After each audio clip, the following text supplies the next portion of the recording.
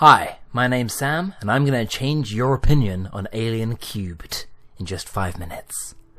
Whew, no pressure. Alien 3 was a very flawed movie, from inception to reception. An indecisive script handled by a nightmarish production. This sequel was getting thrown to new directors every single week, and the studio tore it apart, trying to make a hybrid summer blockbuster. The bitch is back, and they ended up with this.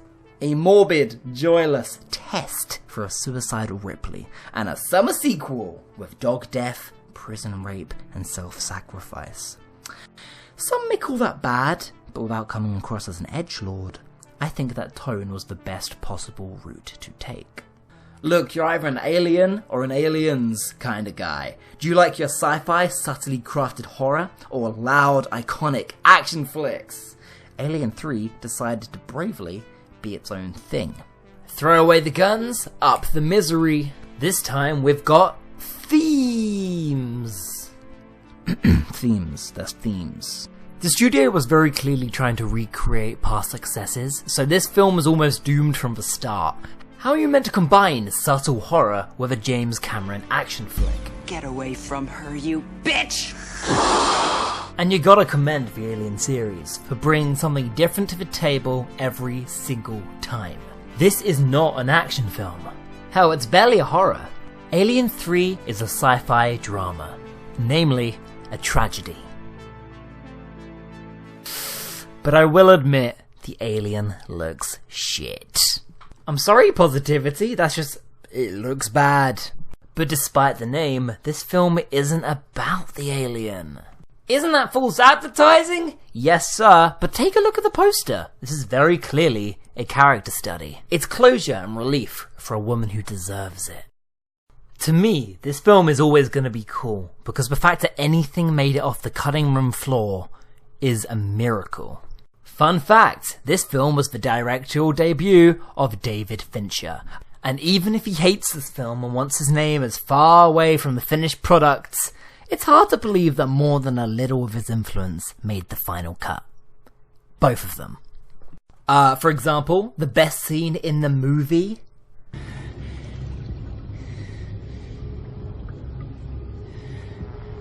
You've been in my life so long, I can't remember anything else. This was filmed on a break with just him and Sigourney Weaver and a couple sneaky cast members.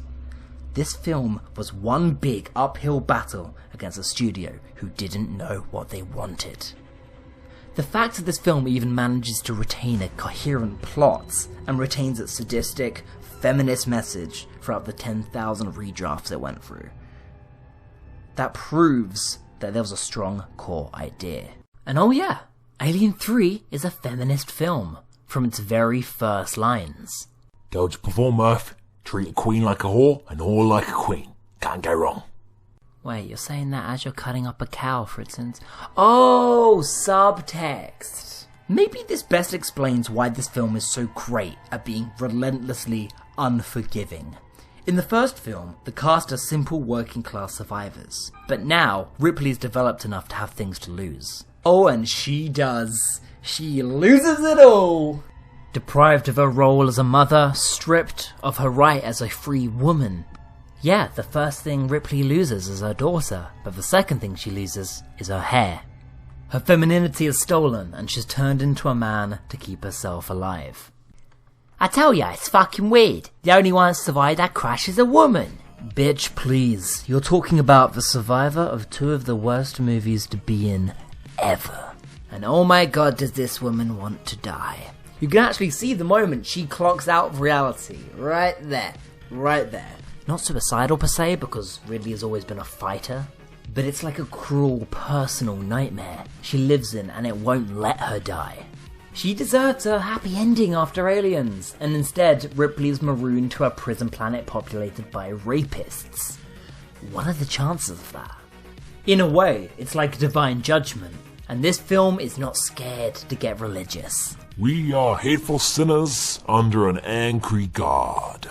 I love this reading, because now the alien is more than a movie monster. It's a real embodiment of objective evil. Against all of the odds, to her own horror, she always survives perfectly intact, whilst others around her suffer and die. In this film, the alien literally won't attack her. Divine judgment won't let you die. What kind of message is that sending? If you want to remain you and keep your identity, you must actually kill yourself. This film is so bleak. But honestly, I think it's also every bit of film about Ripley fighting for her womanhood. Now this of course brings up the interesting matter of Ripley as an action hero. I don't know why, because females basically invented the genre and I think Mary Shelley might have something to say about that. But sci-fi is a predominantly male genre. A woman lead in a man's genre can exist, but usually they fall victim to being coded as men themselves. To survive in their masculine-dominated worlds, they must themselves take on these masculine traits. It's a bad trope! And yet Ripley is allowed, permitted, fights for a maternal death. If what made the original film scary was the threat of supernatural rape, then Alien 3 is about living with it. I don't know about you guys, but I'm sadistic, and I get behind any film that kills off all of its main beloved characters before the opening credits. I mean, that's gutsy. It's always a gutsy decision to start a film by cutting open the bloody corpse of a beloved child character. In short, Alien 3 is one of my favourite revenge movies. But on top of that, it's also about so much more. But hey, a film with troubled production and a lack of its own identity or style still somehow works. Maybe there's a method in the madness, or maybe the original ideas were just that good.